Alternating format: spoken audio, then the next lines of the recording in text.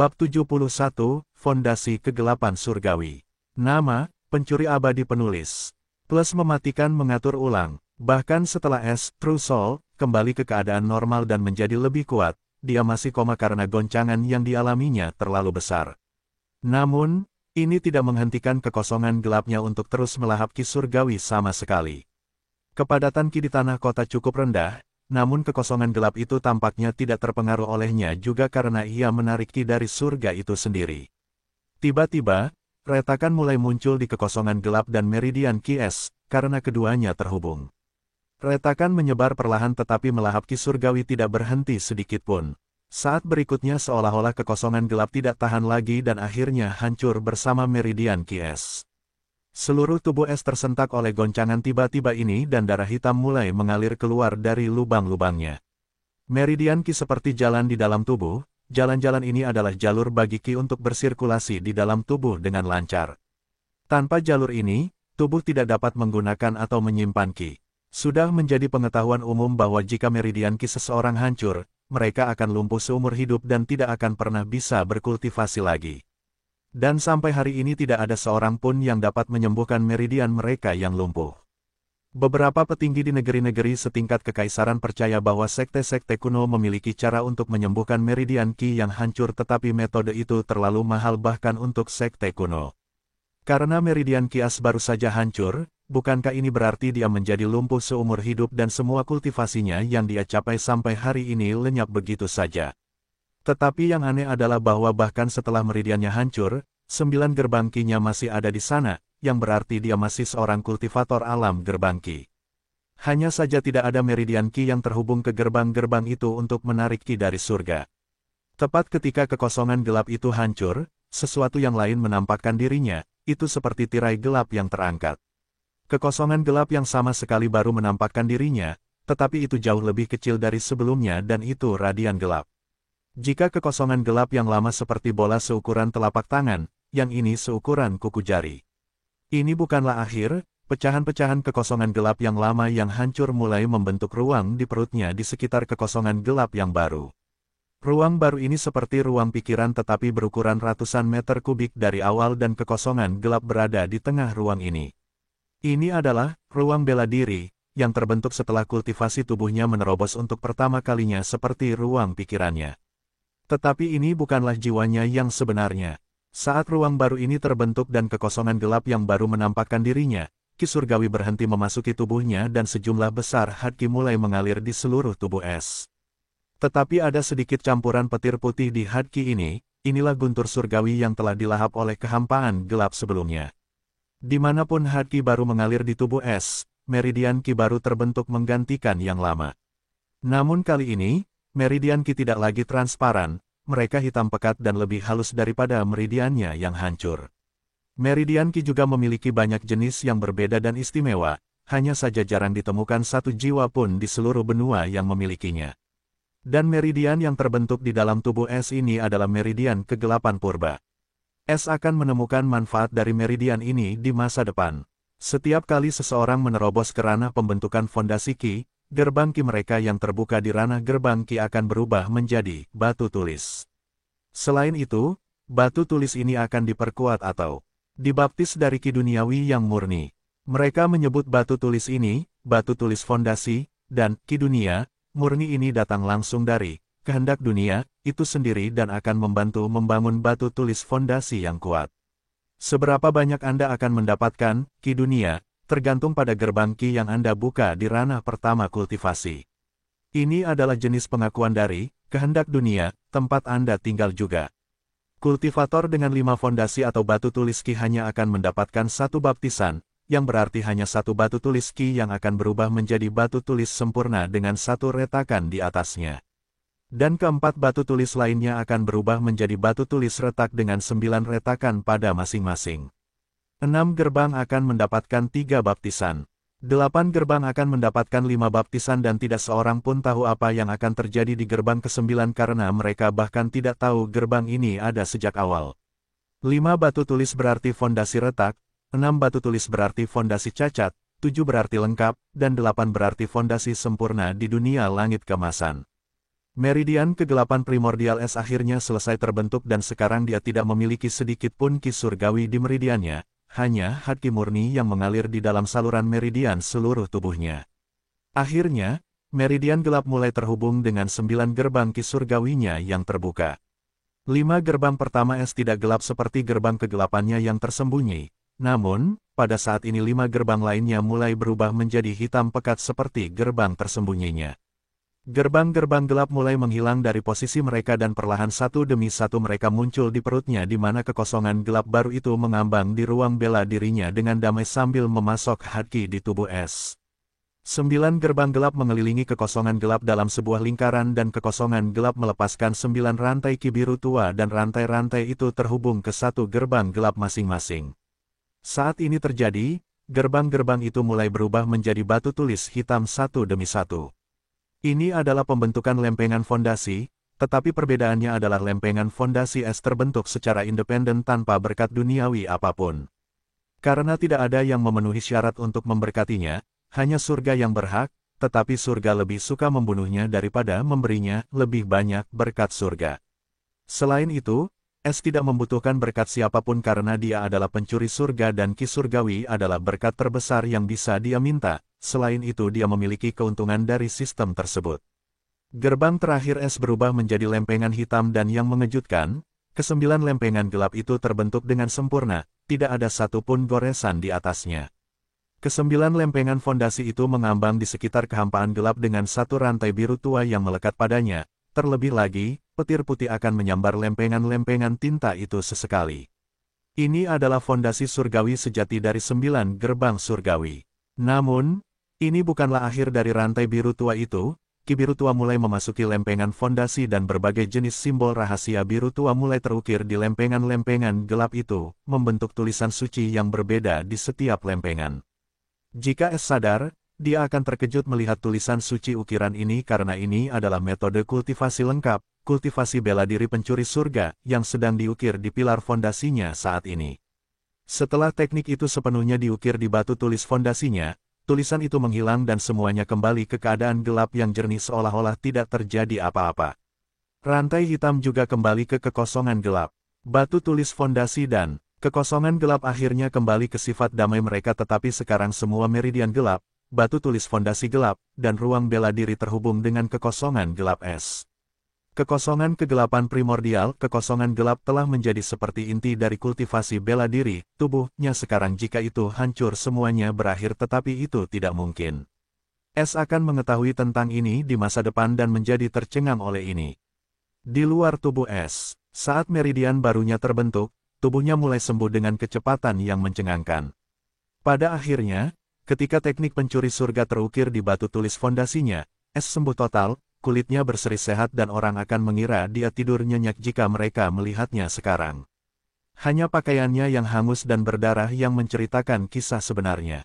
Pada saat ini suara sistem yang manis dan tanpa emosi terdengar di benaknya. Sama dengan. Selamat kepada host karena telah membangun fondasi kegelapan. Host telah mencapai tahap awal alam bangunan fondasi surgawi. Hadiah, 500 poin pencuri. Status host telah diperbarui. Sama dengan.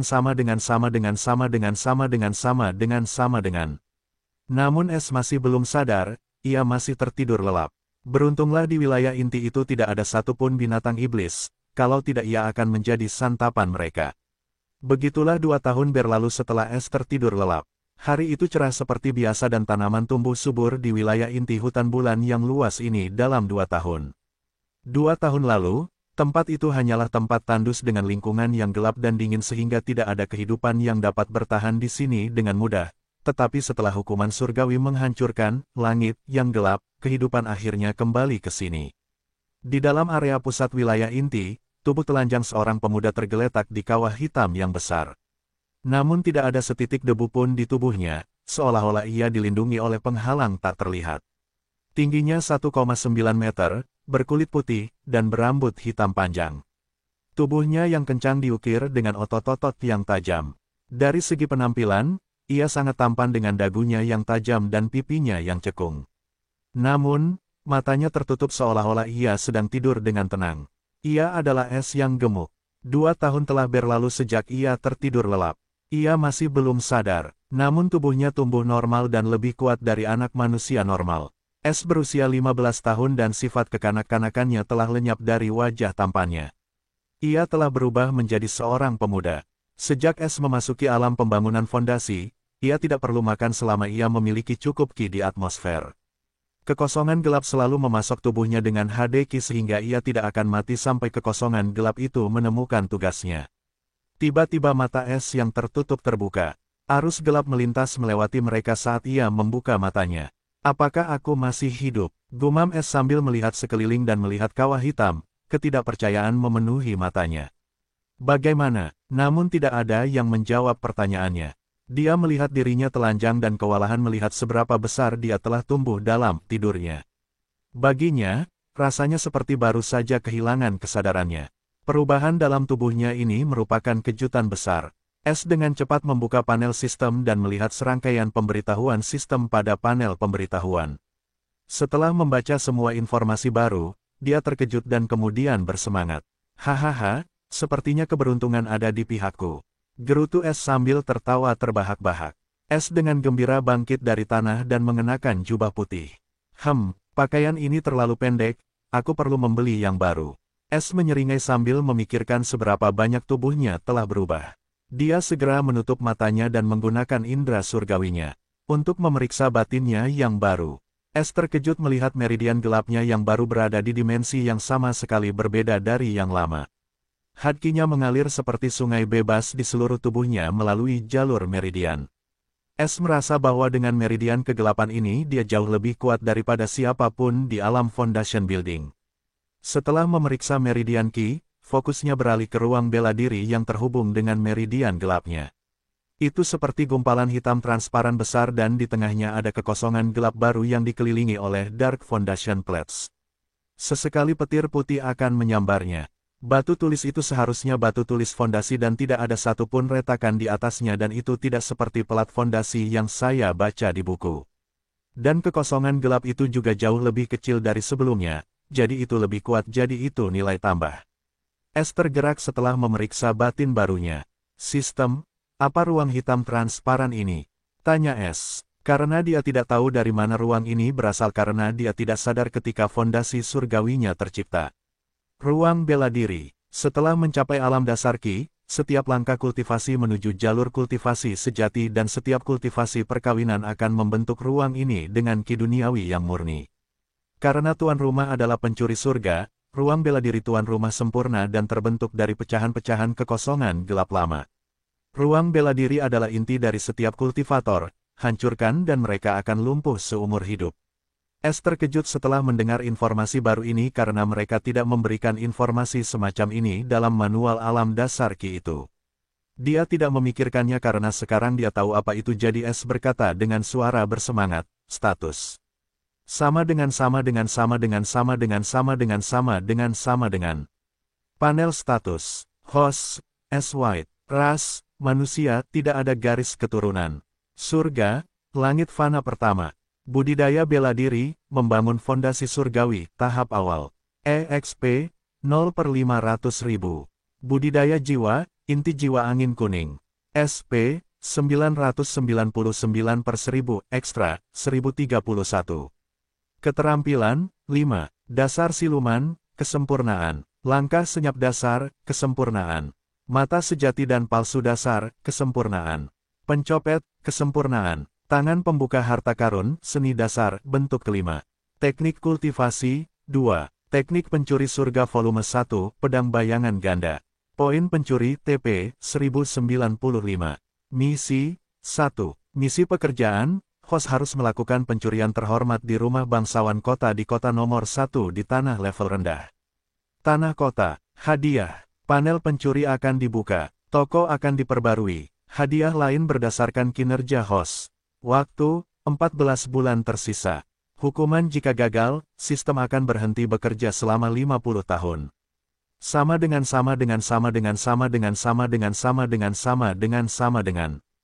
Wajah S yang gembira berubah serius setelah dia membaca waktu misi. Sekarang dia tahu dia tidak sadarkan diri selama lebih dari 2 tahun dan dia tidak punya waktu lagi untuk disia-siakan. Karena akan memakan waktu 5 hingga 6 bulan baginya untuk mencapai kota bulan baru. Setelah menutup panel status, dia melihat sekeliling dan seperti anak panah melesat ke arah kabut. Kecepatan es begitu cepat sehingga bahkan dia tidak percaya bahwa dia telah menjadi begitu kuat. Dengan kecepatan ini, aku bisa sampai di sana dalam 3 bulan. Biarkan aku menguji batasku kali ini. Es tertawa lebar saat ki hitam nyata mulai muncul di bawah sepatu botnya dan kecepatannya meningkat 10 kali lipat secara instan. Ini adalah manifestasi ki sekarang dia tidak perlu menggunakan senjatanya untuk memanifestasikan ki-nya. Dia bisa melakukannya hanya dengan berpikir seperti ini adalah hal yang paling alami untuk dilakukan.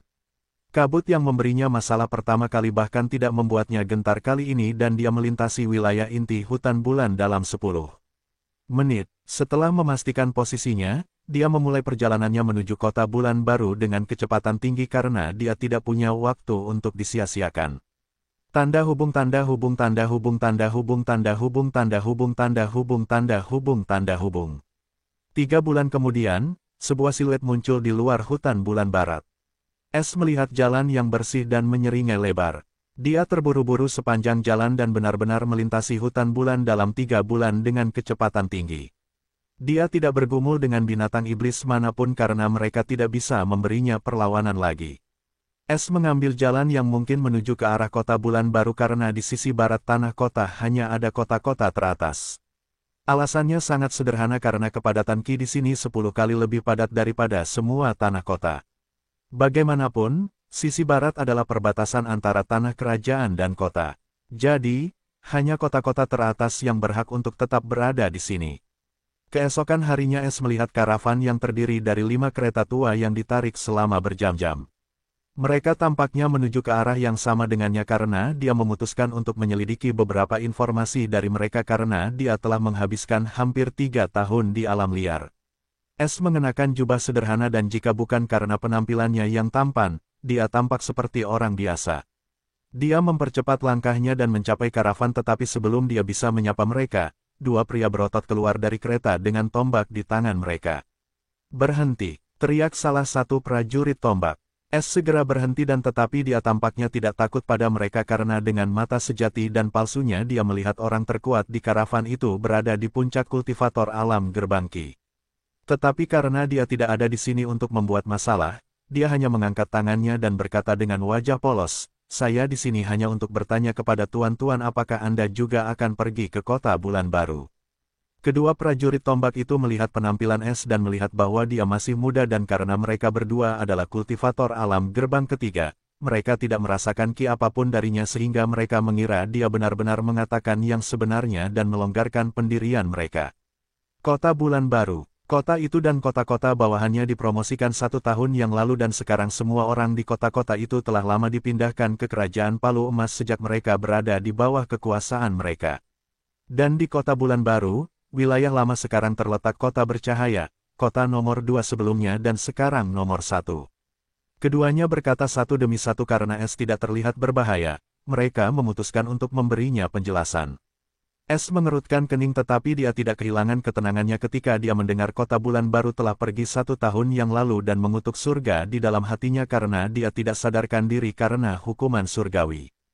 Jika dia datang setahun yang lalu, dia akan menyelesaikan misinya sekarang. Apa yang seharusnya dia lakukan untuk merampok kekuatan tingkat kerajaan? Tidak, dia tidak bisa karena dia tidak punya waktu untuk pergi ke tanah kerajaan. Jadi, "Nak, dari mana asalmu?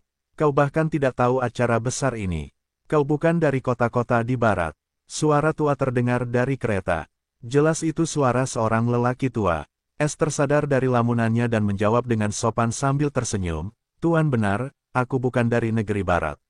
Aku datang dari negeri timur dan ingin mengunjungi kota bulan baru.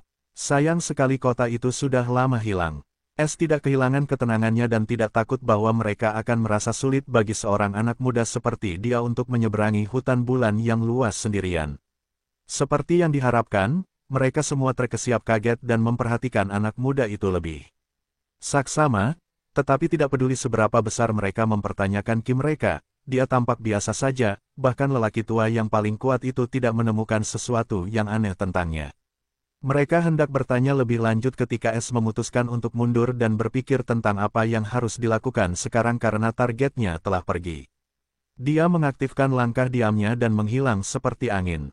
Terdengar suara napas terengah-engah yang mengejutkan di area tersebut dan salah satu prajurit tombak bertanya dengan suara gemetar, "P. Penatua P. anak muda itu."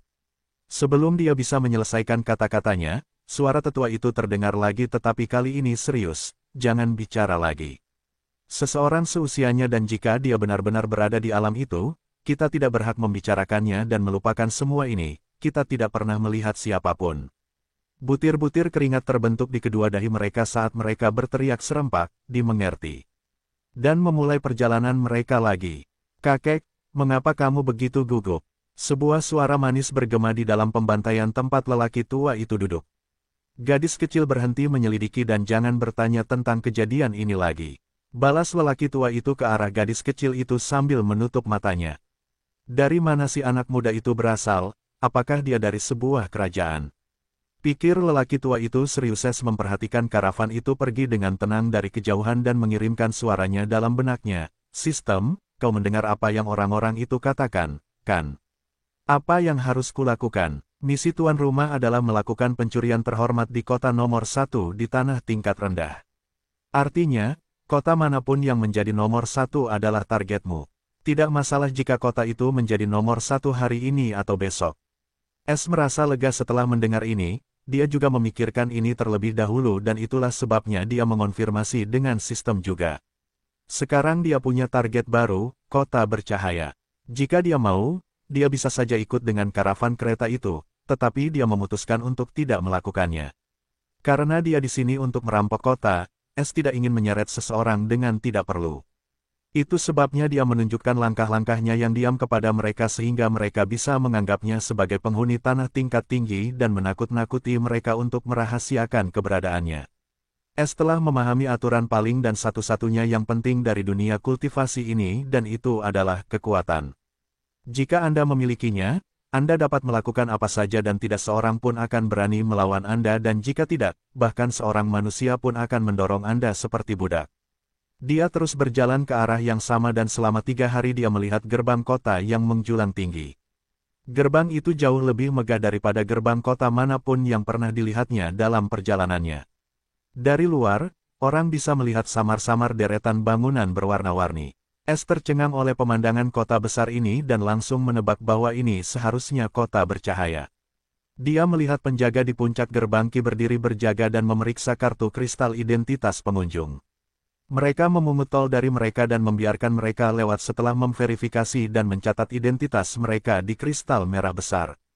Kali ini S tidak menunggu seperti yang selalu dilakukannya untuk mencari pengalih perhatian dan langsung menggunakan langkah-langkah diam-diam dan senyap untuk memasuki kota tanpa hambatan apapun.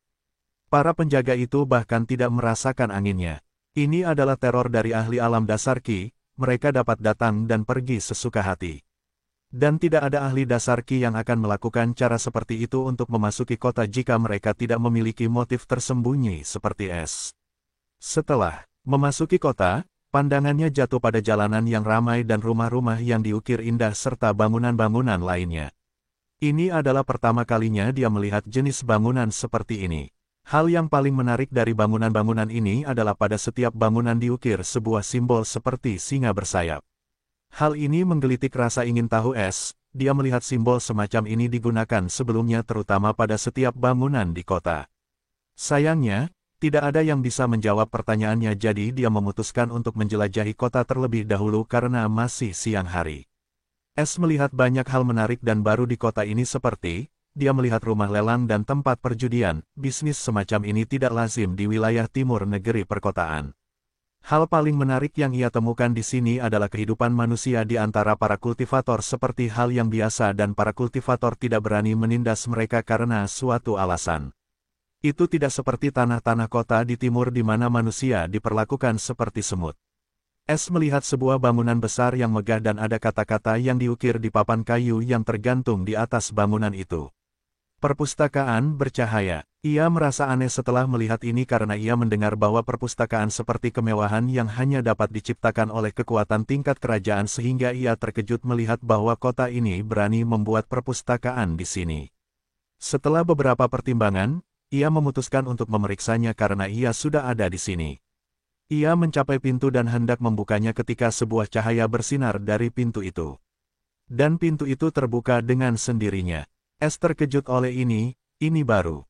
Tanpa ragu-ragu, ia memasuki perpustakaan dan melihat rak-rak besar di dalamnya dan ribuan buku tersusun rapi dalam barisan. Ia tercengang oleh pemandangan ini. Ini adalah pertama kalinya ia melihat banyak buku di satu tempat. Anak muda, apakah kau tersesat di sini? Tahukah kau bahwa kau baru saja melakukan kejahatan? Suara tua yang kuat terdengar dari samping. Es tersadar dari lamunannya dan menoleh untuk melihat sumber suara tua ini ketika dia melihat seorang wanita tua berusia 60-an sedang duduk di kursi di belakang meja kayu. Secara mengejutkan dia merasakan riaki yang tinggi di sekelilingnya dan menggunakan keterampilan matanya. Tepat seperti yang dia kira wanita itu berada di alam pembangunan fondasi awal seperti dirinya. Es tenang dan menjawab dengan sopan, "Aku baru di kota ini, baru saja melihat perpustakaan ini di sini. Kudengar perpustakaan hanya ditemukan di kerajaan jadi aku penasaran. Aku ingin tahu kejahatan apa yang telah kulakukan." Wanita tua itu melihat pakaian biasa Es dan menganggapnya lucu. Anak laki-laki yang aneh, pikirnya karena jika itu adalah orang lain semuda dia, mereka akan kencing di celana setelah mendengar mereka melakukan kejahatan. "Oh, jika itu masalahnya aku tidak akan menghukummu atas kejahatanmu dan hanya menuntutmu dengan denda. Bagaimana menurutmu?" Wanita tua itu tersenyum seolah-olah dia bersikap baik padanya. Namun jauh di dalam matanya ada seringai jahat. Perasaan jiwa Es tidak hanya untuk pamer dan melihat melalui tindakan baiknya, tetapi dia tidak menunjukkan emosi apapun di wajahnya dan bertanya dengan sopan, "Wanita baik seperti apa yang diinginkan jika aku boleh bertanya?" Wanita tua itu sedikit terkejut dengan sikap tenangnya kali ini tetapi dia juga fosil tua dan tetap tenang. "Karena kamu begitu sopan kepada wanita tua ini, aku akan memberitahumu kejahatan apa yang kamu lakukan. Kamu memasuki properti kerajaan Luminus tanpa undangan apapun. Apakah kejahatan ini cukup besar? Sekarang, bayar 10 juta koin ruby sebagai denda." Es sedikit terkejut setelah mendengar ini dan dia memikirkan sesuatu. Jika kota ini benar-benar berada di bawah kerajaan Luminus, lalu mengapa nama kota ini juga Luminus? Apa yang terjadi? Tidak ada yang berani menggunakan nama kerajaan seperti ini. Es tidak memikirkan hal ini dan tidak banyak bicara karena dia adalah pelanggar di sini jadi itu salahnya sejak awal karena tidak banyak bertanya tentang hal itu terlebih dahulu. Dia hanya mengambil kartu kristal biru berisi 10 juta koin ruby dari sakunya dan meletakkannya di atas meja. Dia kemungkinan besar adalah orang terkaya di tanah kota jadi 10 juta bukanlah apa-apa baginya. "Terima kasih, Anda telah bersikap lunak. Saya akan pergi sekarang." Selesai berkata, dia berbalik dan pergi tanpa menunggu jawaban wanita tua itu. Wanita tua itu terkejut melihat anak muda ini mengeluarkan 10 juta seperti permen dari sakunya dan pergi dengan cara seperti itu. "Apakah saya meminta terlalu sedikit? Tidak mungkin orang biasa seperti dia tidak akan pernah bisa mengeluarkan jumlah ini seperti kubis. Apakah saya menyinggung seseorang yang dekat dengan Pangeran Agung?" Bayangkan wanita tua itu sedang khawatir. Namun, kini pemuda itu telah pergi dan dia juga tidak dapat menarik kembali kata-katanya, jadi dia hanya dapat berdoa agar semua ini hanya ada di dalam kepalanya dan anak muda itu hanyalah seorang idiot kaya. Es keluar dari perpustakaan dan baru saja melangkah keluar ketika dia melihat seorang pemuda melambaikan tangannya ke arahnya. Es melihat sekeliling dan melihat bahwa tidak ada seorang pun di sampingnya, jadi dia menunjuk dirinya sendiri dan menatap pemuda itu. Pemuda itu tampaknya tahu apa arti isyarat Es dan dengan cepat mengangguk. Es merasa aneh karena dia baru di kota ini dan interaksi pertamanya dengan wanita tua itu tidak begitu menyenangkan. Sekarang, anak laki-laki ini datang entah dari mana, tetapi dia tidak menolak ajakan pemuda itu dan menghampirinya. "Hei, saudara, bagaimana caranya dia lolos dari tangan nenek tua itu?" tanya pemuda itu dengan nada berbisik. Es segera tahu bahwa dia bertanya tentang wanita tua itu. Sekarang setelah Es melihat pemuda itu dengan saksama, dia berukuran setengah dari ukuran tubuhnya dan tampak normal dengan mata dan rambut hitam. Hal yang paling tidak biasa tentang pemuda ini adalah tahi lalat seukuran kuku jari di ujung hidungnya. "Saya membayar denda dan dia membiarkan saya pergi." Es merasa pemuda ini menarik karena suatu alasan jadi dia memutuskan untuk menjawab pertanyaannya. "Apa? Sejak kapan mereka mulai mengambil denda di sana?" "Bro, Kamu ditipu oleh nenek tua itu. Berapa banyak yang dia rampok? Tanya pemuda itu dengan frustrasi, seolah-olah dialah yang dirampok oleh wanita tua itu, bukan S. S merasa pemuda ini lebih lucu dan menjawab sambil tersenyum, 10 juta koin rubi. Apa? Mata pemuda itu hampir keluar dari rongganya ketika dia mendengar jumlahnya. Serius nih, SS segelintir bukan 1000. Pemuda itu terbelalak tak percaya. S mengangguk sambil tersenyum. Kau memberinya 10 juta koin rubi begitu saja. Pemuda itu terdiam karena ia pikir dunia berputar di sekelilingnya. S merasa geli dengan ini dan mengangguk lagi. Anak laki-laki itu menarik napas dalam-dalam dan menenangkan dirinya dan berkata, "Bro, kau seharusnya tidak melakukan ini. Aku akui memang ada peraturan untuk tidak masuk ke dalam tetapi tidak ada hukuman seperti denda. Apalagi denda 10 juta. Ya sekarang setelah aku memberikan denda, itu aku tidak bisa mengambilnya kembali, kan?" S bertanya sambil tersenyum. Kau benar wanita tua itu tidak mudah dihadapi bahkan dengan PM. Di mana sopan santunku? Aku terus bertanya padamu dan bahkan tidak memperkenalkan diri. Namaku Bill. Bill awalnya ingin mengatakan sesuatu tetapi ia dengan cepat mengubah topik. Pembicaraan seolah-olah ia tidak ingin mengatakannya lagi. Asher. S tidak ingin menyebutkan namanya jadi ia hanya menggunakan nama yang pertama kali terlintas di benaknya. Asher tidak diragukan lagi adalah musuh pertamanya yang menginginkan rahasianya sejak awal dan Eva juga merupakan bawahannya terlebih dahulu. Tetapi sayangnya dia seharusnya sudah mati sekarang karena dia tahu sifat Dos dengan baik. Bill tidak mengira seseorang akan menggunakan nama palsu di sini jadi dia melanjutkan, Asher, kamu seharusnya baru di kota ini, kan? Kalau tidak, kamu tidak akan pergi ke sana. S juga ingin mencari beberapa informasi tentang ini dan Bill tampaknya orang yang agak lucu jadi dia memutuskan untuk bertanya kepadanya. Ya, saya baru saja datang ke sini beberapa jam yang lalu dan saya tidak tahu banyak tentang kota ini. Bisakah kamu memberitahu saya mengapa ada perpustakaan di sini? Tanyanya. Bill mendekati S sebelumnya karena masalah pribadinya dan setelah melihat pakaian umum, dia ingin membantunya jika dia dalam kesulitan. Tetapi ketika dia mendengarnya mengatakan bahwa dia baru saja memberikan 10 juta koin rubi kepada wanita tua itu, dia merasa marah padanya tetapi dia tidak bisa berbuat apa-apa jadi dia harus melepaskannya. Setelah dia memutuskan untuk berteman dengan S karena dia tampak orang baik dan seumuran dengannya. Dan yang terpenting, dia pasti kaya. Jadi, di mata Bill, S memenuhi syarat untuk menjadi temannya. Pertama, kita harus keluar dari sini, karena kita berteman, mari kita pergi ke Jade Pavilion, itu adalah restoran terbaik di seluruh negeri kota. Aku menyambut saudara Asher dengan hangat. Bill mulai berjalan ke arah pavilion giok ini dengan gembira. Dia merasa cukup senang dengan dirinya sendiri karena dia pikir dia akhirnya punya teman. Alis S sedikit terangkat ketika dia mendengar, restoran terbaik di seluruh negeri kota, dan dia mengerutkan kening ketika dia mendengar, teman. Tapi dia tidak mengatakan apa-apa karena dia tidak mengenal siapapun di sini dan Bill ini tampaknya cukup berpengetahuan. Jadi, dia mengikuti Bill untuk memeriksa restoran ini karena dia cukup menyukai makanan enak dan selama bertahun-tahun dia memakan daging panggang binatang iblis dan dia sudah bosan sekarang. Setelah berjalan selama 15 menit, akhirnya dia melihat sebuah bangunan mewah berwarna emas. Bangunan itu memiliki 15 lantai dan bertuliskan, Pavilion Giok dengan huruf-huruf perak. Bahkan S merasa bangunan ini agak terlalu dibesar-besarkan. Bangunan itu terlalu mencolok dan megah. Sekarang dia benar-benar ingin tahu apakah Pavilion Giok ini benar-benar yang terbaik di luar sana atau tidak. Bill melihat reaksi S dan sedikit membusungkan dadanya dan merasa bangga pada dirinya sendiri. Karena S adalah temannya, dia tidak akan memperlakukannya dengan pelit. Dengan ekspresi bangga, dia memasuki gedung bersama S. Kita butuh ruang VIP. Dia memerintahkan seorang petugas yang tampaknya mengenalnya dan dia segera membawa mereka berdua ke lantai atas. S melihat ini dan berpikir bahwa, teman barunya itu cukup terkenal. Petugas itu membawa mereka ke lantai 3 di mana total ada 10 kamar pribadi dan masing-masing dihiasi dengan giok dan ornamen mahal. Bagian dalam gedung itu, bahkan melebih-lebihkan bagian luarnya. Mereka memasuki salah satu dari 10 kamar ketika sebuah meja giok dan kursi-kursi yang nyaman ditempatkan di tengah dan udara di dalamnya cukup menyegarkan dan dipenuhi dengan aroma lembut yang cukup menyenangkan. S merasa untuk pertama kalinya bahwa ia memiliki banyak uang dan ia bahkan tidak pernah menikmati hal semacam ini. ia terus-menerus melakukan misinya dan berlarian tanpa tujuan.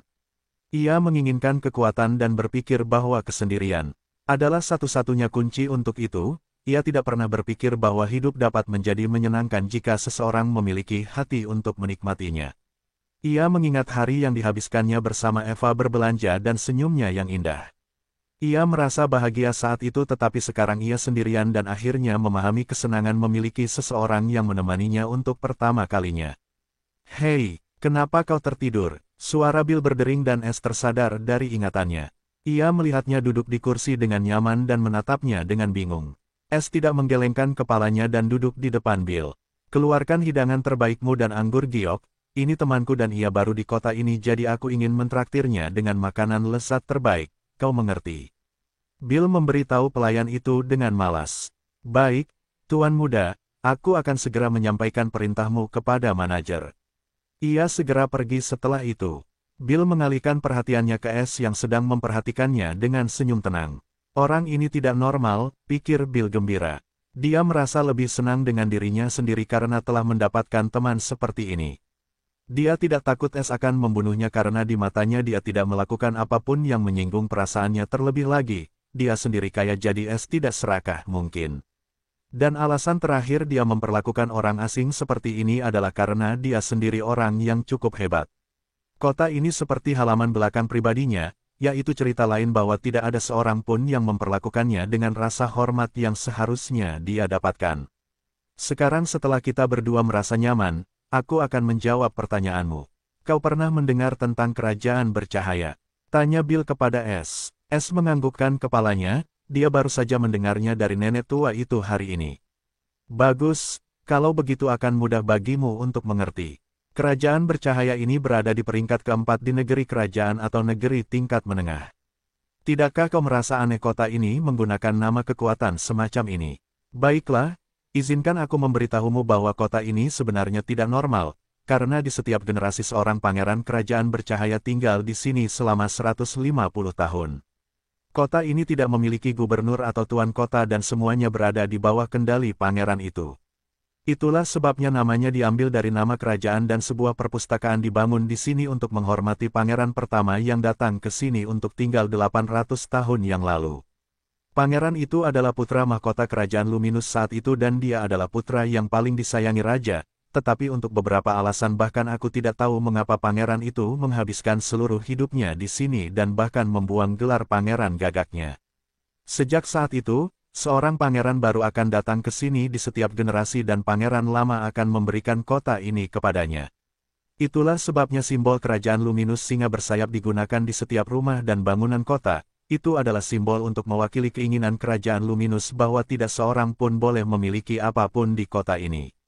Itulah sebabnya tidak ada klan yang berani memperebutkan posisi nomor satu di kota ini, bahkan jika sang pangeran tidak berkultivasi. Tidak ada yang bisa membunuhnya atau kerajaan akan menyanjungnya untuk memasuki wilayah barat kota-kota sebagai pembalasan dendam.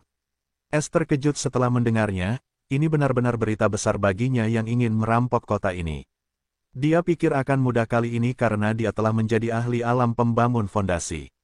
Namun, situasinya serius dan jauh lebih rumit dari yang dia bayangkan karena kota ini terlalu aneh dan terlalu banyak yang dipertaruhkan di sini.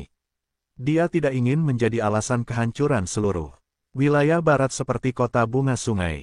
Bill melihat ekspresi muram Es dan berpikir bahwa dia takut setelah mendengar rahasia besar ini, jadi dia segera berkata, "Jangan khawatir, ini rahasia umum dan tidak ada yang akan mengejarmu bahkan jika kamu memberitahu siapapun, jangan membicarakannya secara terbuka."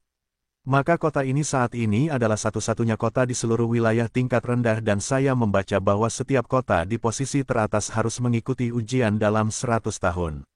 Bahkan dihancurkan atau menjadi provinsi kerajaan untuk memberi kesempatan pada kota yang posisinya lebih rendah. Tanya Es cepat-cepat, dia membacanya di koleksi buku pribadi Dulce tapi buku itu tidak memberikan banyak detail. Bill mengerutkan kening dan berkata, "Kau tahu banyak tentang adat istiadat." "Ya, Anda benar tentang hal itu, tetapi tahukah Anda mengapa adat ini dibuat? Dan siapa yang mengatakan bahwa kota itu akan menjadi provinsi? Itu semua omong kosong untuk mendorong tanah-tanah yang rendah. Karena kau temanku, biar ku katakan sejujurnya, kota dan kota-kota bawahannya akan dipromosikan untuk pindah ke provinsi kerajaan. Kemudian penguasa kota dari kota nomor 1 akan diberi pangkat bangsawan dan kota termasuk para pembantunya akan menjadi bagian dari daerah di prefektur. Adapun percobaan 100 tahun dan 10 kota teratas di tanah barat itu juga hanya sebagian dari kebenaran yang lebih besar. Wajah S sedikit muram setelah mendengar penjelasan Bill. Jika Bill berkata jujur, bukankah itu berarti kekuatan-kekuatan itu menipu semua negeri kota? Lebih jauh lagi, Bill juga tampak bukan sekadar bangsawan muda biasa karena pengetahuannya yang mendalam. Bill tersenyum puas sambil melirik S, dia sangat puas melihat reaksi S. Jari-jarinya mengetuk meja dengan lembut, dan dia melanjutkan, tidakkah kau merasa aneh bahwa 10 kota teratas di negeri-negeri tingkat rendah berada di bawah 10 kerajaan teratas? Mengapa tidak kerajaan-kerajaan lain, mengapa hanya 10 kekuatan teratas? S terkejut dan langsung memikirkan hal ini dan Bill benar, S juga merasa aneh sekarang setelah Bill menunjukkannya untuknya. Tuan muda Bill, pengetahuanmu jelas jauh lebih besar daripada pengetahuanku, jadi tolong beri aku pencerahan. Pandangan aneh melintas di mata S, tetapi ekspresinya tetap tidak berubah. Bill merasa semakin bangga pada dirinya sendiri setelah mendengar pujian S dan berpikir bahwa dia akhirnya memenangkan persahabatan S. Dia hanya membual di depan S dengan pengetahuannya yang mendalam yang hanya dia miliki karena latar belakangnya. Dia tidak mengira seseorang dapat melakukan apapun dengan semua informasi yang tidak perlu ini. Namun, teman barunya ini tampaknya cukup tertarik pada sejarah dan rahasia yang tidak berguna dari tanah tingkat atas sehingga dia pikir ini adalah kesempatannya untuk memenangkan hati S hanya dengan menukar pengetahuan yang tidak berharga ini, dan dia akhirnya akan memiliki teman yang kaya seusianya. Dia tidak akan merasa terisolasi lagi. Lebih jauh, Bill berpikir bahwa sikap tenang S sangat disukainya dan dia juga tidak tampak seperti orang jahat. Karena dia memberikan 10 juta kepada wanita tua itu hanya untuk menghindari masalah dan ini sangat mirip dengannya. Bill juga memberikan kekuatan dan harta miliknya kepada orang lain hanya untuk menghindari masalah. Jadi, dia pikir dia akhirnya menemukan orang yang mirip dengan dirinya. Hahaha, Asher saudaraku, kamu terlalu baik, dan jangan panggil aku tuan muda, kedengarannya jauh, panggil saja aku Bill, lagi pula kita berteman.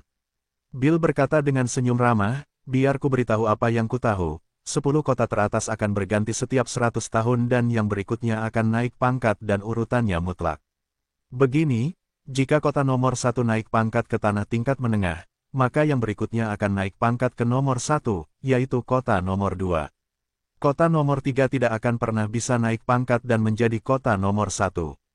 Karena ini adalah hukum siklus 1000 tahun, yang dibuat oleh kekaisaran. Setiap kerajaan akan mengendalikan satu kota dengan peringkat sesuai dengan peringkatnya, kota nomor 1 akan dipromosikan ke wilayah kerajaan yang mengendalikannya dari bayang-bayang setelah 100 tahun percobaan dan kegagalan dalam 100 tahun percobaan berarti kehancuran. Setelah pergantian kerajaan itu selesai, mereka akan mengendalikan kota nomor 10 yang baru dan didorong ke posisi terakhir. Kemudian mereka harus menunggu selama ribuan tahun agar kota nomor 10 menjadi nomor 1 lagi. Selama ribuan tahun, urutan ini terus berulang dan ini akan berlanjut hingga hukum ini diberantas. Kota bulan baru yang baru saja dipromosikan berada di bawah kendali kerajaan peringkat kelima kerajaan Palu Emas dan sekarang setelah kota itu dipromosikan, giliran kerajaan bercahaya yang berada di peringkat keempat. Dan Palu Emas sekarang didorong ke posisi terakhir, harus menunggu selama ribuan tahun untuk menelan kota baru. Adapun mengapa hukum semacam ini ada, aku sendiri tidak tahu. Yang kutahu itu adalah adat istiadat yang telah dipatuhi selama ribuan tahun tanpa ada halangan sama sekali, tidak ada seorang pun yang berani mencoba melanggarnya. Sejauh yang kutahu, hukum ini membuat 10 kerajaan teratas menjadi lebih kuat dari yang lain dan tidak pernah memberi kesempatan bagi kerajaan yang lebih rendah untuk memberontak. Yang paling aneh adalah lokasi 10 kota teratas tidak akan pernah berubah, seperti yang bisa kau lihat di lokasi ini adalah bekas kota bulan baru setahun yang lalu. Tetapi sekarang kota bercahaya berada di posisi yang tepat. Kita dapat memindahkan bangunan kita dengan susunan yang dibangun di setiap kota yang diberi peringkat, tetapi kita tidak dapat mengubah posisi tanah ini. Sekarang pertanyaannya adalah apakah kota bercahaya akan dipromosikan dan, kutukan pangeran, akan hancur dalam 100 tahun. Bahkan aku tidak tahu. Bill menyelesaikan penjelasannya dan pada akhirnya, ada sedikit kesedihan dan sedikit harapan di matanya. Seolah-olah dia ingin kota ini dipromosikan. Es tercengang dan tenggelam dalam pikirannya setelah mendengar tentang informasi yang mengejutkan ini. Sekarang dia punya sedikit gambaran tentang struktur kekuasaan di tanah tingkat atas. Seperti kamu tidak bisa tidak mematuhi tanah tingkat atas bahkan jika kamu nomor satu di tanah yang lebih rendah. Atau mengapa kerajaan peringkat pertama menunggu untuk memperkuat kerajaan mereka selama ribuan tahun dan memberikan kerajaan peringkat bawah kesempatan sama sekali? Karena menurut es tanah tingkat rendah adalah kue yang sangat besar dan setiap 100 tahun kota kuat baru akan muncul dengan kekuatan bawahan yang kuat lainnya dan sebuah kerajaan akan dengan mudah memperkuat pasukan mereka dengan mereka. Itulah mengapa itu jelas merupakan hukum yang dibuat oleh kekuatan besar yang tidak dapat ditentang oleh siapapun dan tidak berani mencobanya juga. Es tahu kekuatan adalah segalanya di dunia kultivasi dan tidak ada aturan mutlak jika kamu tidak memiliki kekuatan untuk membuat orang lain mengikutinya. Es tidak ingin memikirkan ini lama-lama karena itu tidak menjadi perhatiannya dan yang terpenting sekarang adalah bagaimana menyelesaikan misinya. Struktur kekuasaan kota ini cukup rumit dan karena kota ini diperintah oleh seorang pangeran dari kerajaan tingkat atas, maka tindakan pertahanannya akan menjadi kelas atas karena tidak akan seperti kota-kota biasa di dataran rendah. Tuan Muda Bill, Anda benar-benar membuka mata saya dan saya akan memastikan untuk tidak pernah mengungkapkan informasi ini kepada siapapun. Kata Es sambil tersenyum. Es menganggap Bill cukup lucu dan naif seperti dirinya di masa lalu. Dia bisa merasakan kesepian dari jiwanya dan kerinduan yang dalam akan sesuatu. Itulah sebabnya dia tidak ingin terlalu dekat dengannya atau dia mungkin menyeret pria naif ini ke dalam urusannya. Jadi, dia memutuskan untuk menghilang setelah pertemuan ini. Bill tersenyum lebar setelah mendengar kata-kata Es. Dia benar-benar berbeda dari anjing kampung itu. Hahaha. Saudara Asher, jangan bicarakan itu lagi dan panggil aku Bill, aku bersikeras. Dan omong-omong, mengapa kamu ada di sini? Tanya Bill sambil tersenyum. Aku di sini untuk urusan keluargaku dan juga ingin mengunjungi kota bulan baru, tetapi aku tidak berpikir bahwa begitu aku sampai di kota ini, kota itu akan berubah menjadi kota bercahaya. Jawab Es sambil mendesah palsu. Baiklah, apa yang bisa kita lakukan? Pasti takdir yang mempertemukan kita di sini dan aku jamin kota bercahaya itu lebih indah daripada kota bulan baru. Biar ku ceritakan sesuatu yang menarik. Bill tertawa sambil mulai bergosip, kali ini dalam perjalanan 100 tahun, seorang putri datang sendiri untuk mengawasi jalan setapak itu. Kau percaya? Es mengangkat alisnya sedikit dan niat membunuh terpancar dari matanya saat mendengar ini karena dia jelas tahu siapa putri ini, seharusnya Dulce. Oh, begitukah? Mengapa dia datang ke sini secara pribadi? Es bertanya sambil tersenyum dan tidak menunjukkan seringainya. Aku tidak tahu, tetapi yang ku tahu adalah ketika dia kembali setelah kunjungannya dari kekuatan bawahan bulan baru, dia melakukan pembunuhan besar-besaran dan hampir membantai kota bulan baru. Jika bukan karena penguasa kota berada di wilayah Sungai Qi, seluruh kota akan menjadi puing-puing. Berita ini mengejutkan dan membuat marah semua kota tingkat atas dan bahkan tanah tingkat menengah. Bill mengerutkan kening saat dia menceritakan kejadian besar ini. Semua orang tahu bahwa putri dari kerajaan Palu Emas dikenal karena kecerdasannya dan sifatnya yang licik. Sejak dia datang ke sini secara langsung, semua orang memperhatikan dengan seksama tanah-tanah rendah dan berpikir bahwa ada sesuatu yang mencurigakan terjadi di sini. Namun, ketika dia memulai pembantaian yang tidak biasa, semua orang mengira dia sudah gila atau ada sesuatu yang merasuki tubuhnya.